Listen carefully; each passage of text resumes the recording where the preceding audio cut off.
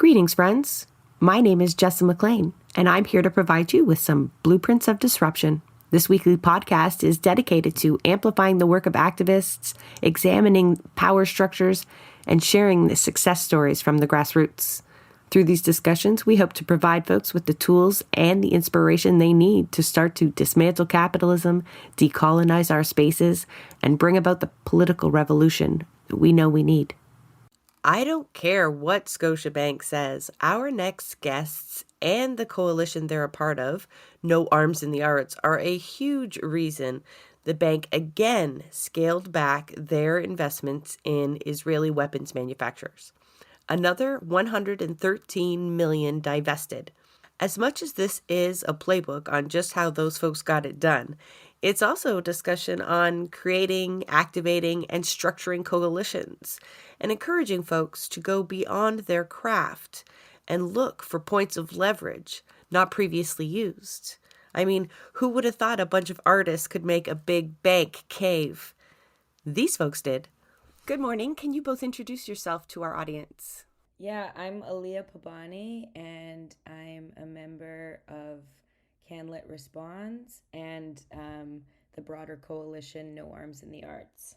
I'm Michael DeForge. I'm a member of Writers Against the War on Gaza's Toronto chapter and also a part of the No Arms in the Arts campaign. Thank you so much for joining me today. Now, I think most of our audience will recognize Canlit Response because it's in the news cycle again, because writers are withdrawing their works from consideration for the Giller Prize. And on our show, we even talked about the disruption at the Scotiabank sponsored Giller Prize presentation way back in November 2023.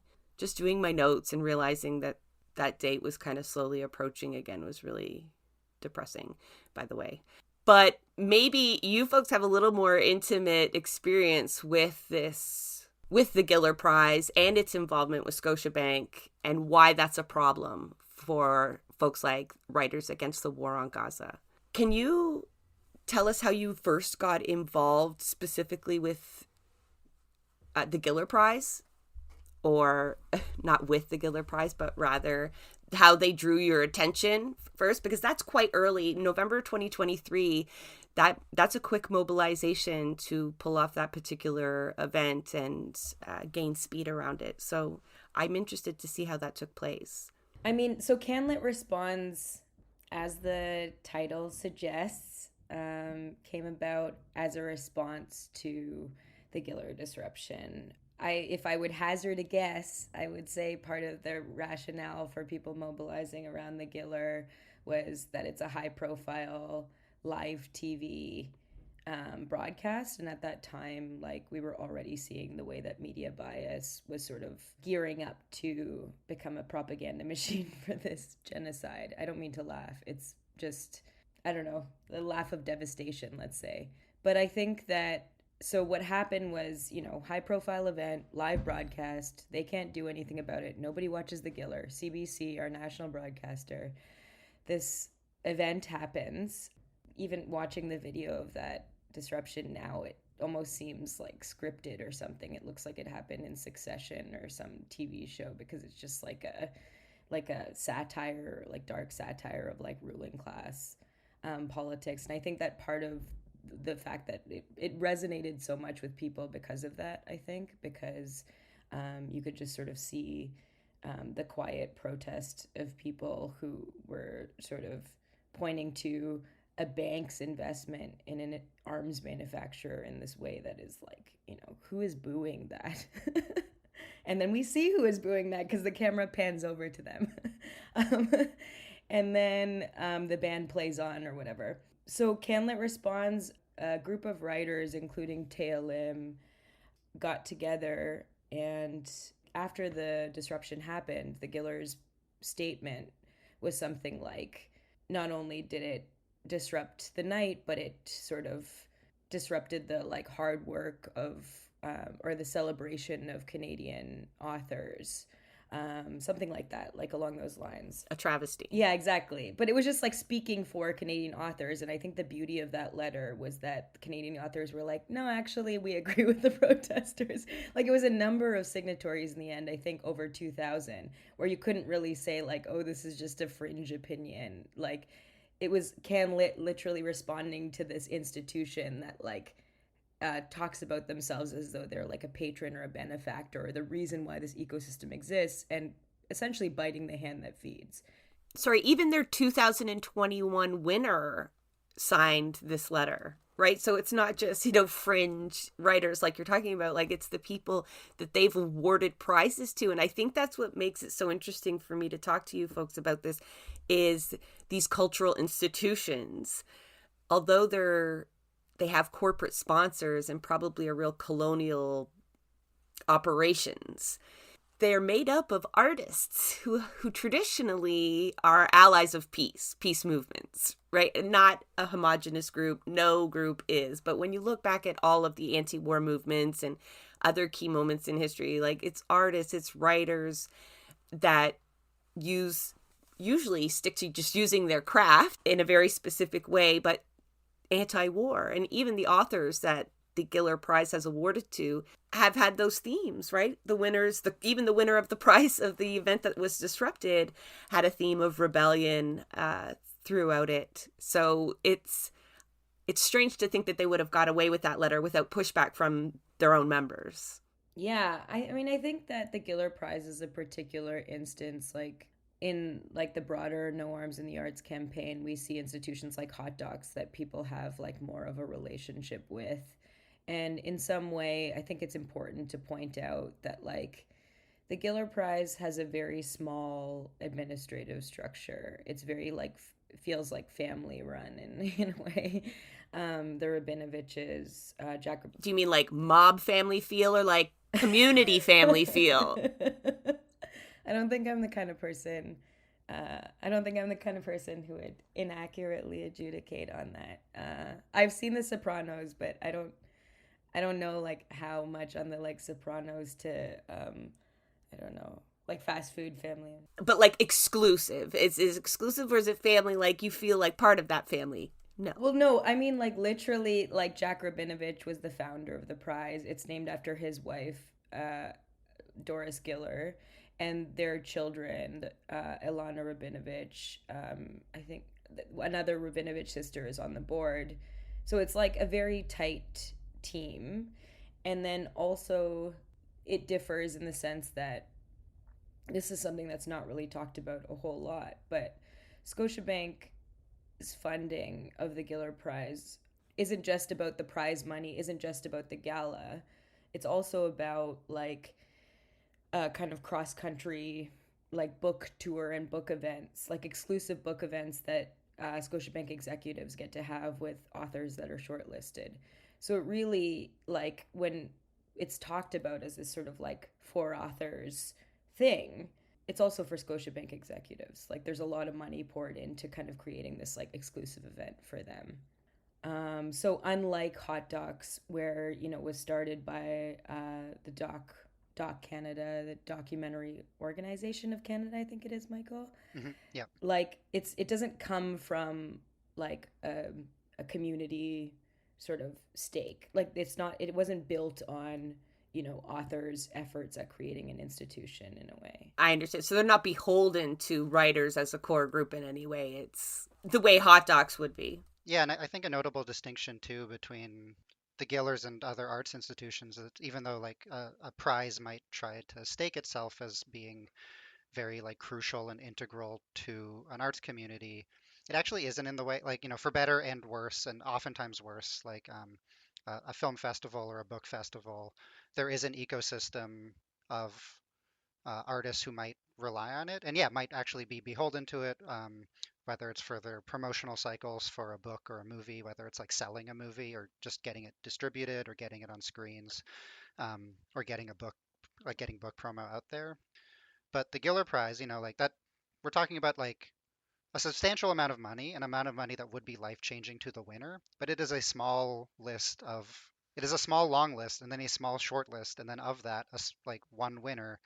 If someone is making the claim that like a prize and like awards are the way like the literary community is being sustained, it's a really bad way of doing it because it's like the lottery or something, you know? And not even like that, because it's like, I think a lot of people have pointed out, like, it's often talked about as like a life-changing sum of money, but then, Omar al-Akkad on the CBC the other day, and a couple other writers had said actually it's not the money amount, like it's what, a living wage in Toronto for 2 years or something, and then like just a kind of nice to have for all the other shortlisters. So that it's actually like more about the publicity, because there's other, I mean, Michael could probably speak more to this, but like the infrastructure support for authors and their books in Canada is like has been pretty decimated otherwise. Like there's not like great like arts and culture criticism at major outlets, or that's been pared down. And I don't know, Michael, if you have stuff to like. Yeah. Well, I mean, what is interesting is that in some ways decimated by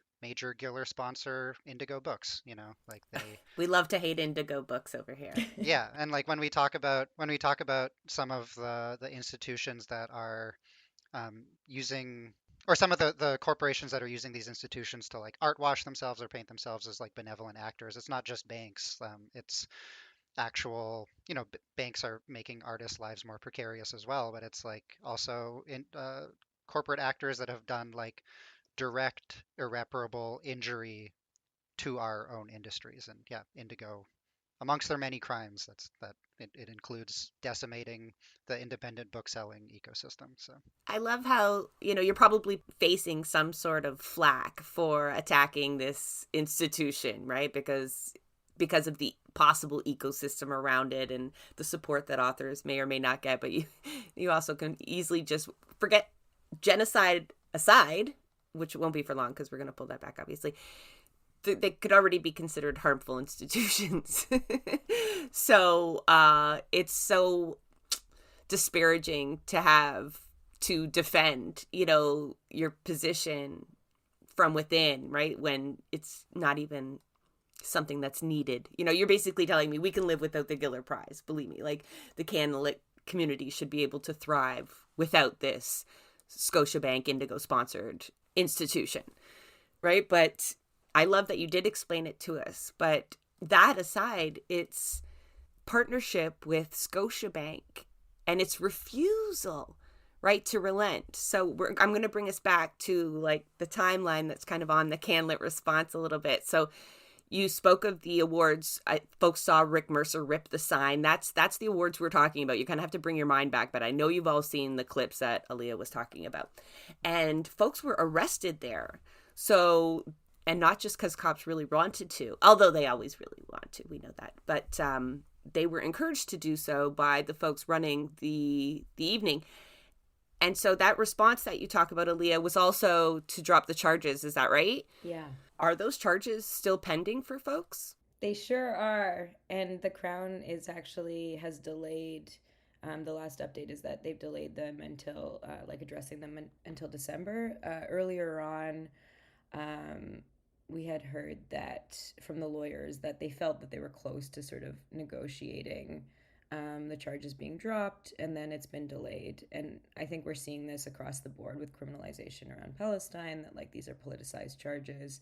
And we've also heard that the state is bringing in specific like Zionist oriented crown. Like they sometimes I've heard they bring crowns back even from retirement in some cases to prosecute certain cases that they feel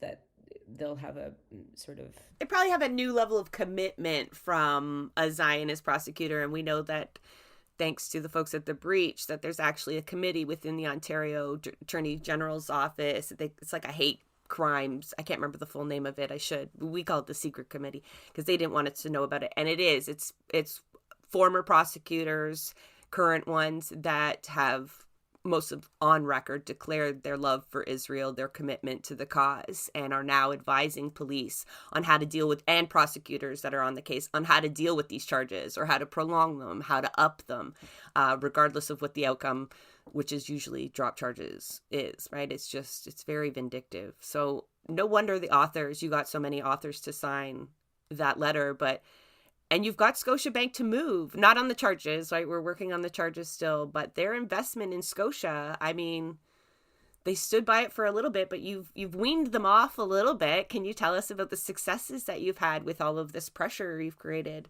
I mean, yeah, like at the beginning of the year, it was kind of revealed that at the end of the last quarter of 2023, they had begun to divest from the fund, and it seemed like a pretty direct result of ongoing pressure, not just from the cultural sector, but like basically across Canada. There's been mobilizing. There was like an action at the Scotiabank headquarters, and it was a fund that previously, like that investment hadn't been really touched in like 10 years under 1832 wealth management is kind of the asset management fund that the quarter following, it was an even bigger divestment.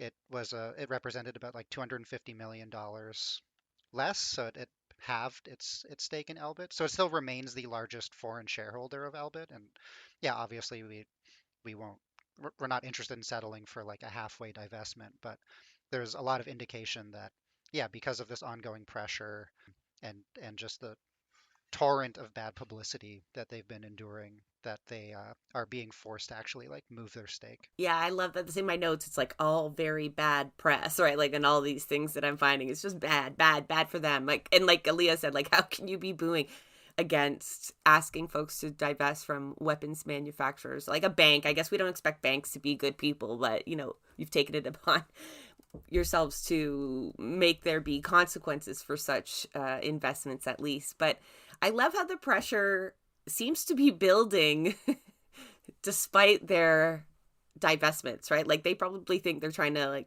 get as much of the heat off of them as possible.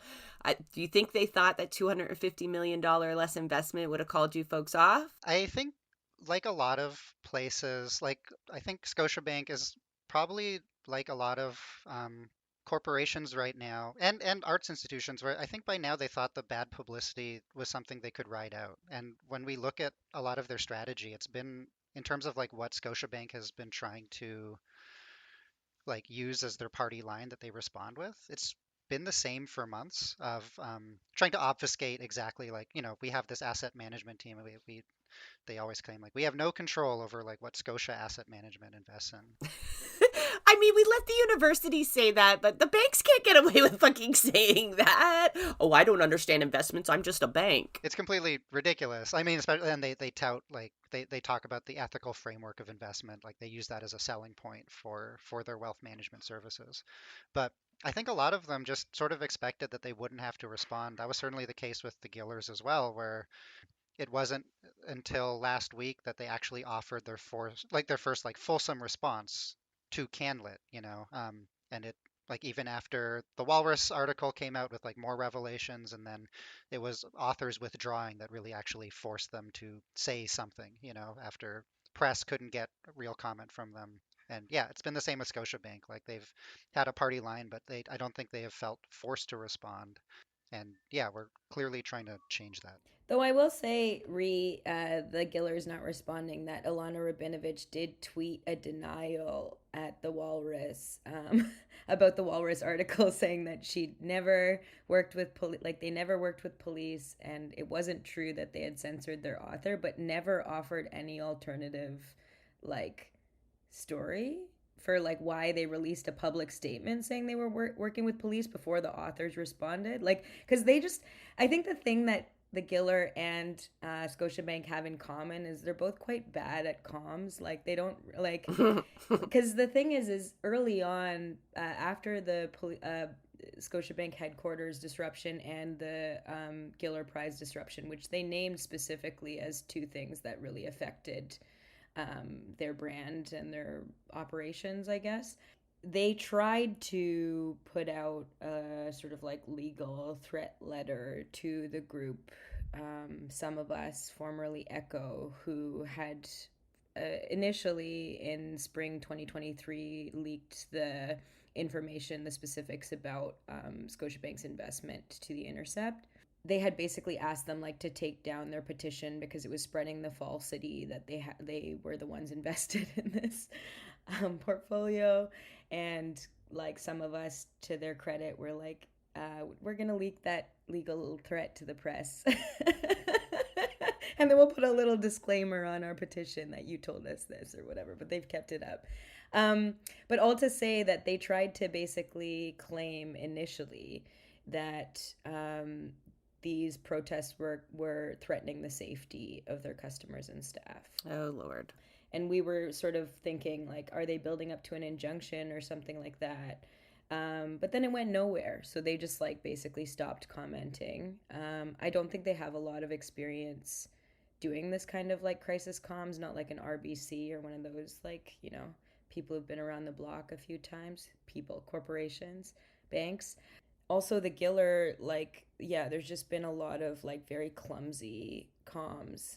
More recently, before their statement, they said to the Globe and Mail, like before their statement where they said that they were going to stay with Scotiabank, they said to the Globe and Mail that systems take time to dismantle and people shouldn't take their silence as an endorsement of the status quo. And then their next statement was like, we endorse the status quo, and like the Giller is not a political it's just like, just think before you say something to press. Like, nobody's forcing you. It's like two different people writing these releases. But I think that that's what's happening, right? Like, I think that there is, like, because it's such a small operation, there is like the kind of conflict of like what one wants to be seen to be and what the reality of like the prizes, like entanglements, are.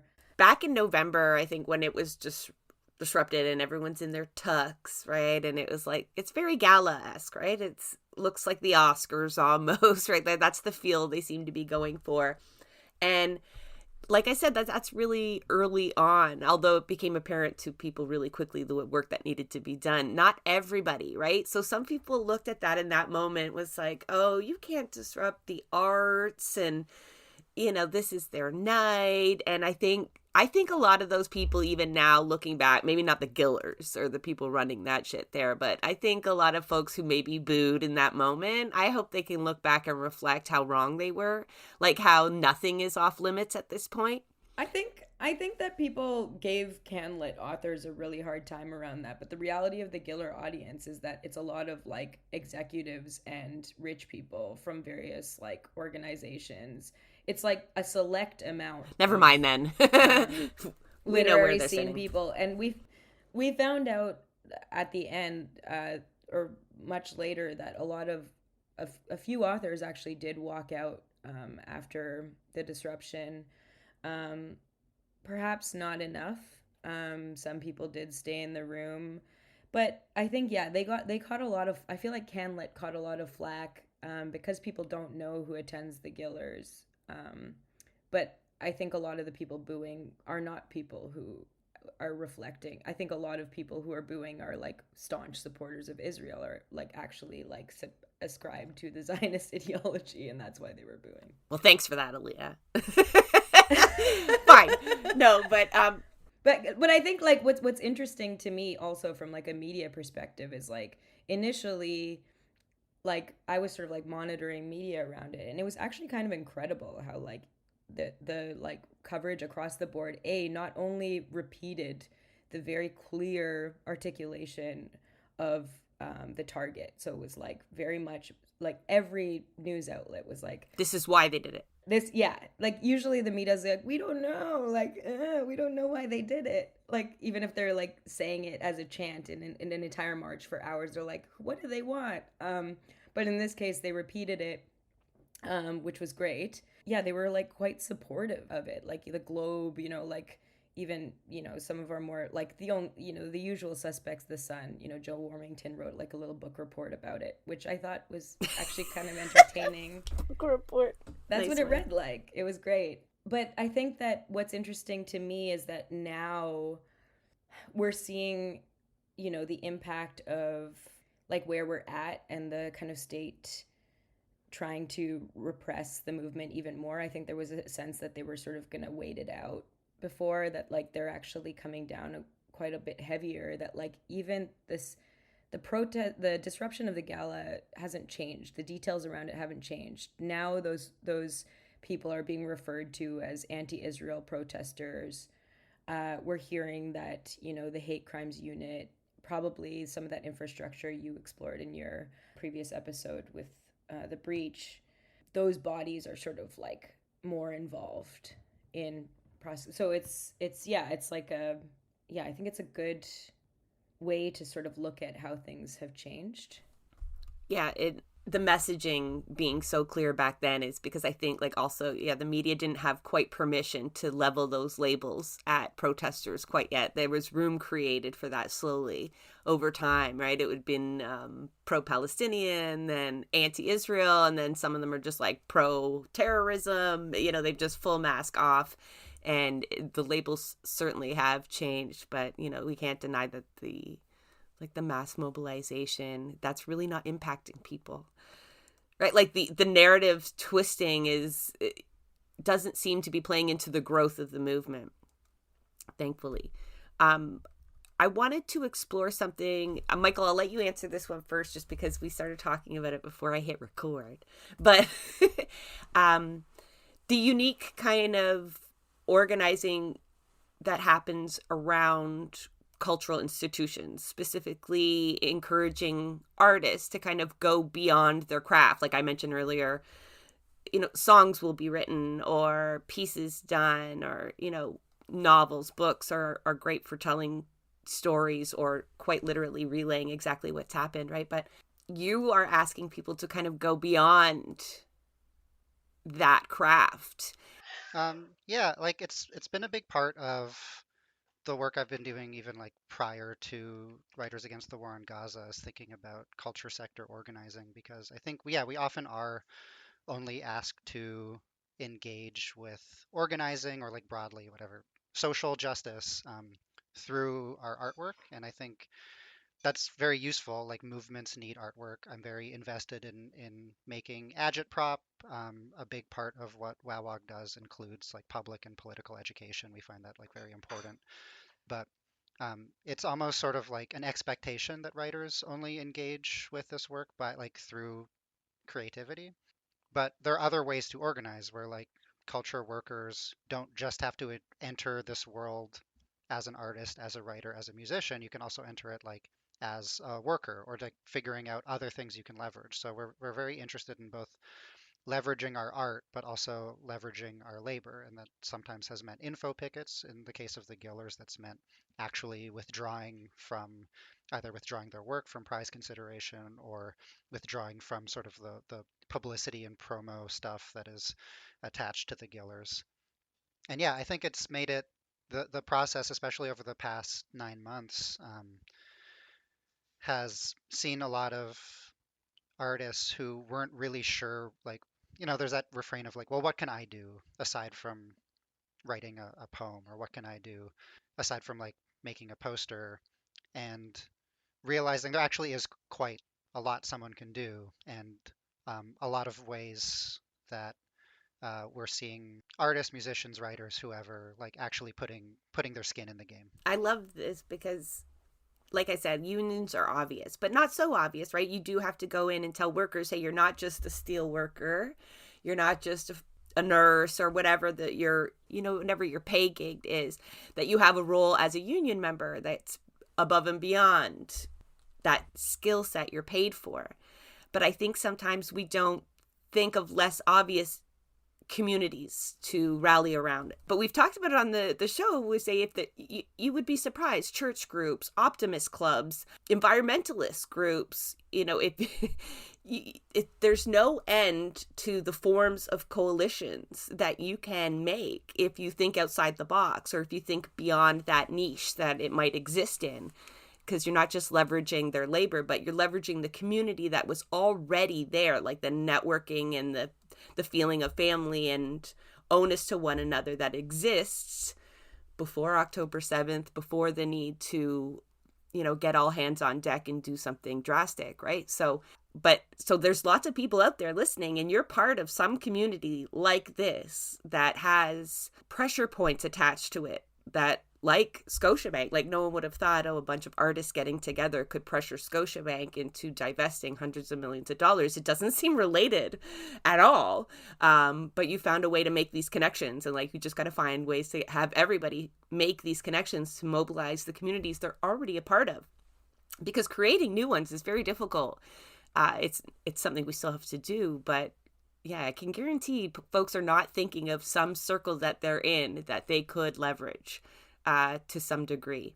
I was going to say, I think that's been something that's been true with the Gillers and Hot Docs, the organizing in both of those spaces too, and what we've heard from both writers and filmmakers is that it has like maybe reaffirmed their sense of community or collectivism in a little bit, where it's not, otherwise these arts funding is precarious. The art scene is like it's a precarious industries, but it doesn't just have to be this feeling of like clinging to the wreckage. That there actually are bonds and shared values that are held between some of these artists. Then they just there aren't always that many obvious opportunities to articulate them, but once you actually like stake out that space and like make that space for ourselves, those bonds become clearer. Yeah, I also, if I could jump in here, like I think it'd be a good time to sort of talk about, because I think it was mentioned earlier, sort of like the way that this campaign has sort of sustained. And I think that in part, like credit to Michael, it's because of like an early conversation we had prior to the formation of No Arms in the Arts, and how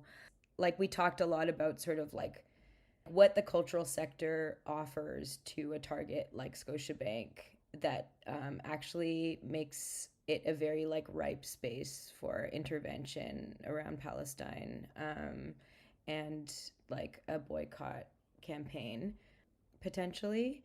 And I'm wondering, Michael, like maybe, and Jessa, if Michael could sort of like talk us through a little bit, like dovetailing from the Canlit response and the Giller disruption, sort of how No Arms in the Arts came about, and why the formation of that coalition, I think, was like pretty important to kind of creating this like sustained pressure on the target over time, which was pretty key.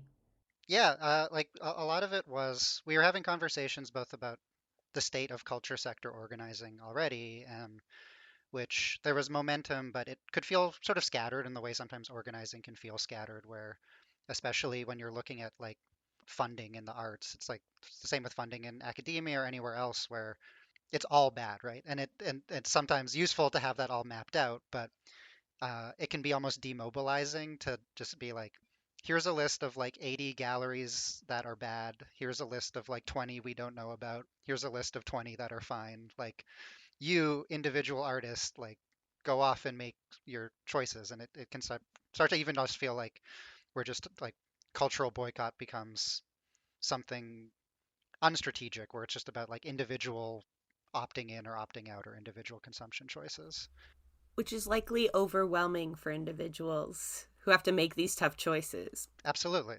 And we were looking at like a through line, especially post Canlit Responds letter coming out and stuff, momentum around the Giller, looking at Scotiabank as a major arts funder and seeing how institutions they fund maps itself out across a year in a way that almost is like a prescribed arc of escalation. And it's like a festival circuit basically, because you can see at the start of the year there's Hot Docs, then there was the Contact Photography Festival is the final year. Scotiabank sponsored the Contact Photography Festival, the Scotiabank Photo Prize, and then moving into the Gillers, eventually the Toronto Biennale, and with a bunch of sort of side things in between that are maybe like less visible than these big festivals. But for instance, they sponsor like Free Fridays at the Mocha Gallery. Like so, a lot of the thinking was this is a target that spans multiple cultural sectors because we're talking about the literary publishing world, we're talking about the fine arts world, and we're talking about film. So there's ways that groups across all of those, like No Arms in the Arts, the group of it includes Canlit Responds, WAWOG, Artists Against Art Washing, which handles a lot of like fine art world organizing, and Film Workers for Palestine, which are yeah, self-explanatory. Among other artists who are unaffiliated but very Yeah, involved. unaffiliated artists. And it's the sort of like like a opportunity to collaborate on this like one unified target and to like have consistent messaging and some of the organizing in specific spheres. Like I'm not a documentarian. I worked a lot on the hot docs campaign, but it's like I trusted film workers to know some of the specific nuances of the industry in the film world to like handle that. So room for collaboration and room for people with like unique vantage points and expertise to like talk to their own people basically. And then also a real opportunity to weaponize Scotiabank's branding back at them because this festival circuit was laid out and they have counted on it thus far, like these stages and platforms to be opportunities for them to like paint their brand as something benevolent. And a lot of our thinking was like, let's actually make that a liability for them. Like that's going to be those same stages and platforms are going to become Your worst nightmare. Crisis management at every yeah stop. yeah like so toxic for them. So yeah. And they've kind of billed themselves as like the arts bank, you know? There's like the banks have their like pet TD's the things, Pride whether it Bank. be gay stuff. Yeah, exactly. I was gonna say. We shit on them a few weeks ago and their pride, their pink washing, and yeah. Yeah, so Scotia's long been sort of like happy to be a supporter of the arts. But I think that also one thing I want to mention, like, because one of the criticisms we get is like, because of this, like the arts are going to collapse, blah, blah, blah. But I think that it's very bad faith as a critique that, like, in some ways that we are causing like even if the arts were being held up by bank funding alone, that like nobody would make art if there weren't any, if banks weren't pouring a pittance into it. The idea that banks are doing this out of benevolence and not because it's like of value to their brand, and that they don't leave when it's no longer of value to their brand, is so ridiculous. Like, banks aren't like a nice person who's dropping money in a hat on the street or whatever, but it's just like, with Contact, for instance, like, people have talked about, oh, they announced they were going to pull out of Contact before this campaign even existed. Like, it was already planned. There's been numerous instances of like artist run festivals, like for instance, Real Asian Festival got a huge sponsorship from National Bank. Was it National Bank, the one with the red flag looking like thing? Yeah, so basically they poured a huge amount of money into Real Asian Film Festival and kept that for a few years. And in part, I think it was because they were trying to get in with the Chinese community. Like, they, were trying to sort of like get into that market. And then they just like promptly like left the festival, pulled, like didn't renew their sponsorship, and left Real Asian, for the lack of a better word, like reeling without funding, and they had to like privately raise enough money to like survive. It left them in a crisis. So it's like, this is what banks do to the arts. Like, there is this obsession in the arts, and especially because the Canadian state funds the arts, but they do it with this like idea that you'll growth, and like the idea of like a arts organization becoming better is tied to, you showed films on 3 screens last year, we want to see 15 next year or whatever. So they end up kind of like, what's the term, like tying their boat rope to banks that end up sort of pulling out. But then then suddenly they're like they're having to downsize, lose people, or close up a festival. Like, that's what Hot Docs is experiencing right now. And Scotia has already moved on to safer issues. They've admitted that publicly. They've talked about how they're kind of investing in safer things, like social issues type organizations, like immigrant bootstrapping sports, because sports are, less politically fraught, and also provide them with more data on who their audiences are, right? So like, they're funding like sports for girls. I don't understand. Does anybody look at banks and not understand their function at this point, though? Like, who are they really fooling? Like, is anybody choosing their bank because, in their mind they associate it with the arts or sports or Pride Festival? I hope we've done enough education at this point that people understand capitalism and banks and motivation, but I guess no. I guess that is part of the work.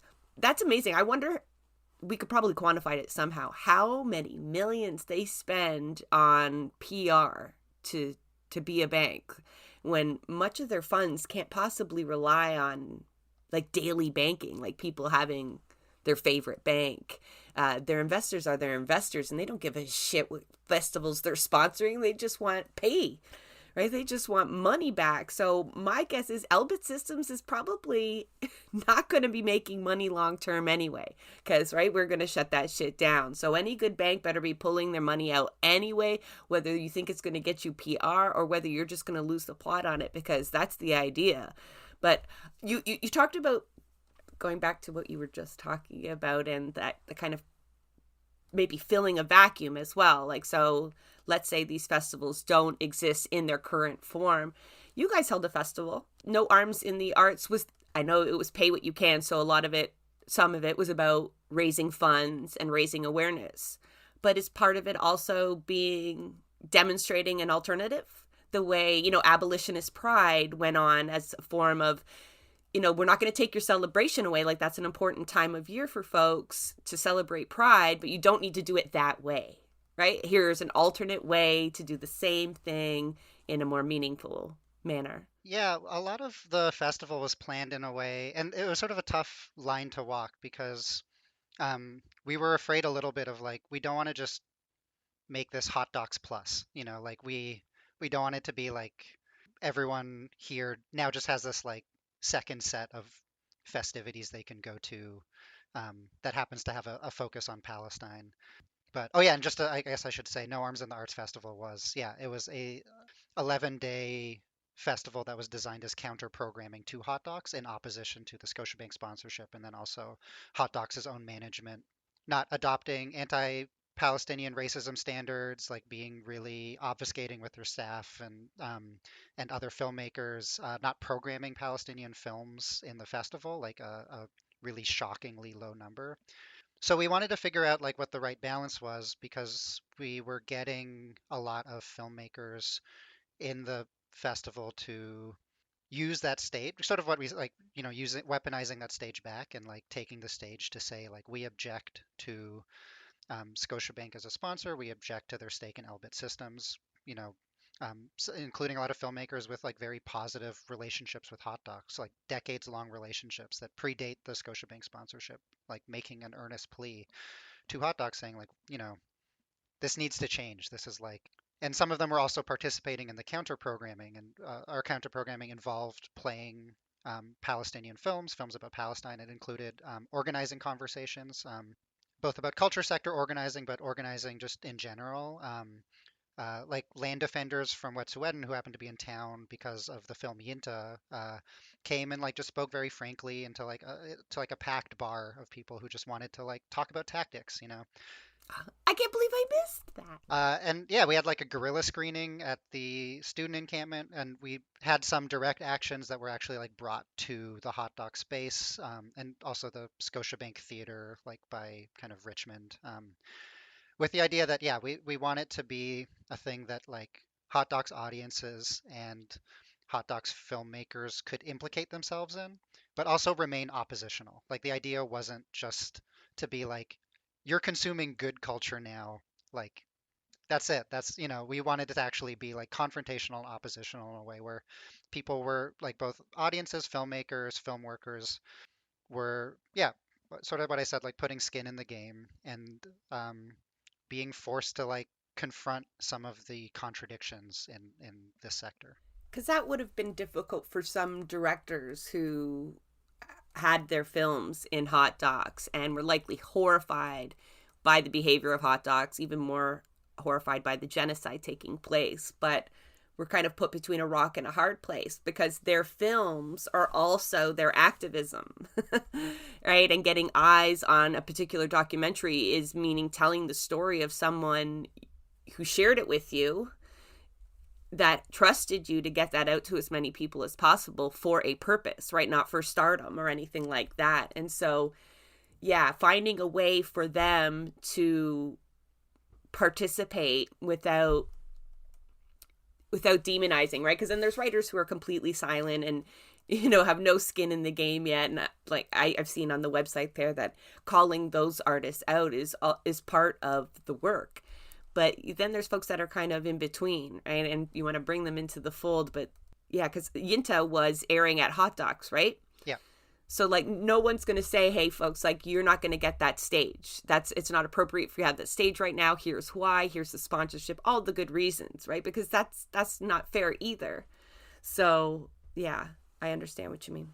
And it's been a fine line to walk because we're not interested in like, yeah, like, we're not really interested in like calling out some artists. Like a lot of what we, unless someone is like particularly egregious, we hope artists feel pressure to say something. But I think a lot of the organizing we're trying to do is to make them feel emboldened to some of it is by like, yeah, like just forcing the issue with some of these contradictions, because I think right now, certainly with the Giller Prize, but yeah, what was happening at Hot Docs is like, well, a line in the sand is being drawn. And I think right now, especially like if you care about the genocide right now and there's a microphone in front of you, you should feel obligated to use that for something. And that, there's a lot of big and small stages where like, yeah, if someone is putting a camera in your face, or if there is a microphone, like you should feel an obligation to say to the bare minimum to say something. Sorry, I'm thinking of this drunken interview they had. There was, I guess, a football match, an English football match going on, and they got an English fan to talk about the game, and he just yelled, "Free Palestine!" It was a live mic, and Yeah. it was worth watching over and over again. And the reporter was horrified, but he took it literally. He took what you meant, like absolutely literally, not just a platform, but any microphone at all. There is absolutely no inappropriate venue at this point. I wonder if, like, I know you've spoken of the pushback in terms of damaging these festivals or diminishing the impact of CanLit overall, right? Because they don't get as much exposure, perhaps, if these are canceled. But is there other pushback within the community, kind of like, this isn't your role? Does that exist? Because I know it definitely exists within unions, right? You see that pushback against Fred Hahn, for example, like stay in your lane, stick to a collective bargaining agreement, stick to what your specific workers need. And we've talked long and hard on this show on how that's not the sole purpose of unions. Fred and other union leaders seem to understand that. But artists, I think I have this really hippie version of an artist in my head, stereotype, that they would all just be gung-ho for this, that you would have a really easy job gathering from all the sectors that you spoke about. But I think that's naive of me. I think there's sometimes hesitancy. Sometimes it just comes to disagreement with tactics, which like is something we're always very happy to talk through. I do think there's sometimes a belief that, kind of what I mentioned earlier, like a belief that the way to engage with this is either from the inside, like we should leverage the opportunities of some of these institutions and use that, whether it's donating prize money or something like that. We'll sometimes hear feedback like that, or sometimes, yeah, what I mentioned earlier of like, well, the best thing I can do is to use my voice, is to write an essay or to make a drawing or something, and without diminishing that, like especially like for how much Palestinian solidarity gets censored. Like I've lost work over like my like expressing political beliefs. I know artists who've faced way worse consequences for something just saying free Palestine. But I think the most resistance is saying I like or not, I don't even want to necessarily say resistance all the time, but just what sometimes takes longer conversations is saying you have more than just your voice in this way. You have more than just your art, and to think of yourself, think of other forms of leverage you might have that aren't just maybe persuading people through art, um, whether that is disruption, withdrawal of labor, withdrawal of work, withdrawal of your art from a space, whether it's boycott. That has sort of been like required some longer conversations because yeah, like I think you're right for the most part.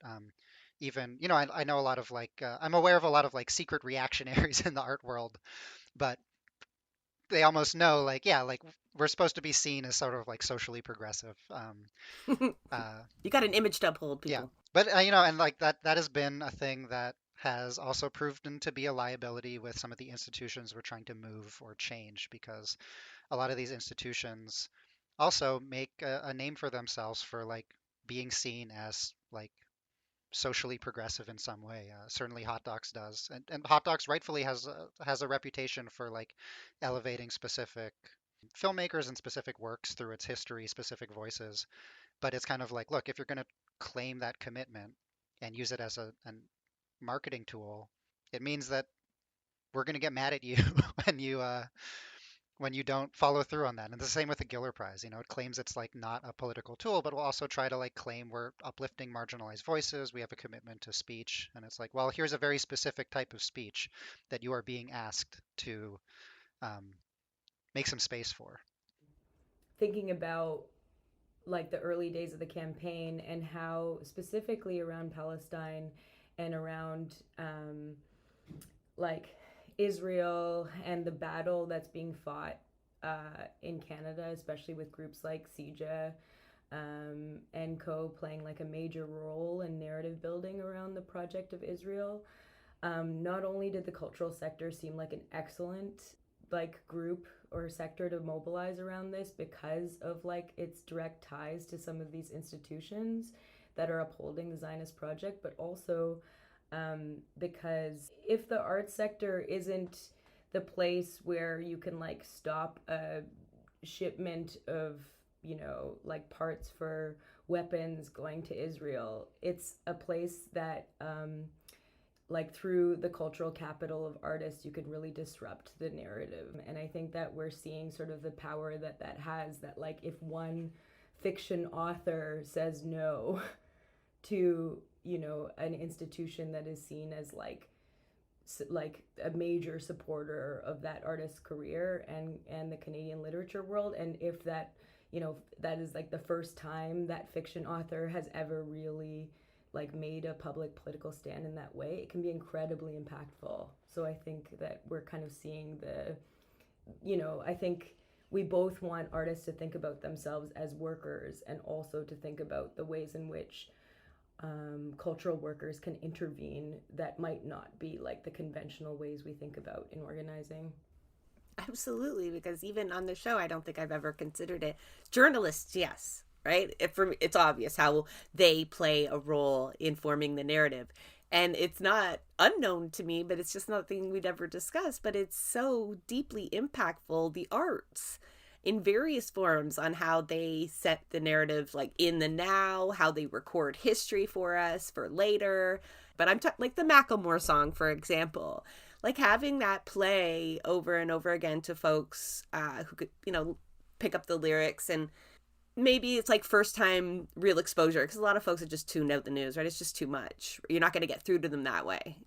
Lots. But they consume art everywhere they go, right? Even if they don't consider it art or cultural, it is. And yeah, that your absolute pressure point that's not often, at least not on here, not often enough discussed. On your website, I did want to bring it up because I told you I would. On the, I think it's the WOWOG website, you reaffirm Palestine's right to resist. Not a lot of organizations use that kind of language. We do on the show, just for the record, like this is not an oppositional question, but I imagine that a lot of discussion perhaps had to go around using certain language, especially if it's a bunch of writers. I can't imagine this is very deliberate. This isn't just something that's thrown up. Can you speak to how you came to that as a group?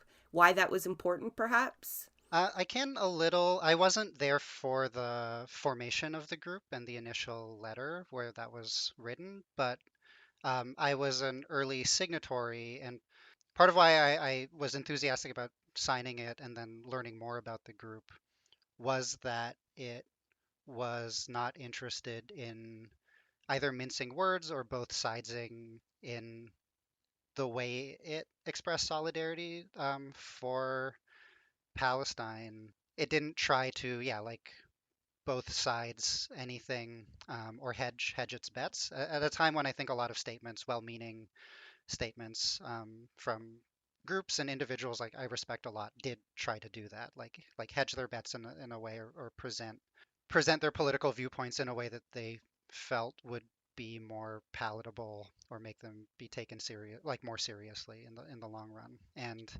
um, yeah, WowWog as an organization, like we realize a lot of our members aren't exclusively in North America, but most of us are in North America. We're organizing in the imperial core and try to take seriously what that means. So we also think that when we release a statement, we're not like condemning the idea of Palestinian resistance and actually expressing support for it. Part of the role we think we have from here, that wouldn't just be purely symbolic, is in some of our own political education and popular education, just like talking about it, like providing context and history, um, knowing we're talking to an audience that includes media workers who, a lot of whom are like, this isn't really related to the no arms stuff, but a lot of who we work with are journalists or media workers who themselves are trying to figure out, like, how can I use more accurate language to describe what is happening in my reporting or an essay or an op-ed or whatever that won't get flagged or won't lose me my job. So like, I'm sure that's a fine line. yeah, and how to yeah, be uncompromising about that principle, and how to also not, make it just a purely symbolic stand. I'll tell you, that's a green flag for me as well. And it is no slight to folks, but I see in that ceasefire language. When I'm down there, I will chant. I will chant what you need me to chant. But it's so easy to fall away from that position, to cast the widest net possible. But if you have been advocating for Palestine long before October 7th, I think it's so obvious how imperative it is to maintain that right to resist and not to lose it because of the way the media has portrayed what's happened since. So yeah, when I saw that, it was like I said, it was definitely a green flag. And considering that it came from a group of writers, I knew it would be understood as absolutely deliberate. And at the same time, I appreciate it. I also go, you guys get heat for that, right? Do you have folks that just are very uncomfortable with that kind of language and don't join up? We actually have not. Like, we're pretty specific about membership, where aside from the initial, like, we didn't get a ton of flack as far as I know. Like, again, I wasn't there writing it, so I wasn't there like hashing it out with everybody. But in terms of signatories, like many writers, very high profile writers who could stand to have a lot to lose, and some did. Like, there were people who lost, New York Times newsroom jobs, because they signed the letter, but we didn't get much opposition for the language.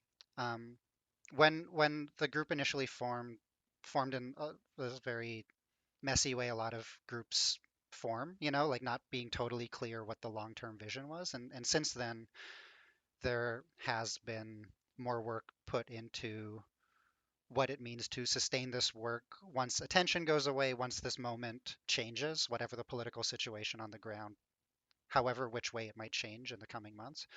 And I think, ascribing certain like shared values and political red lines, like rhetorical lines we won't cross and ideological lines we won't cross, was a gesture towards wanting to sustain that organizing, because we think however things might change a year from now, 5 years from now, we want to affirm our commitment to this work. And I think some of us had been in Palestinian solidarity work before and seen the organizing kind of peter out because there wasn't, a bit more of that intentionality put into the infrastructure at the jump.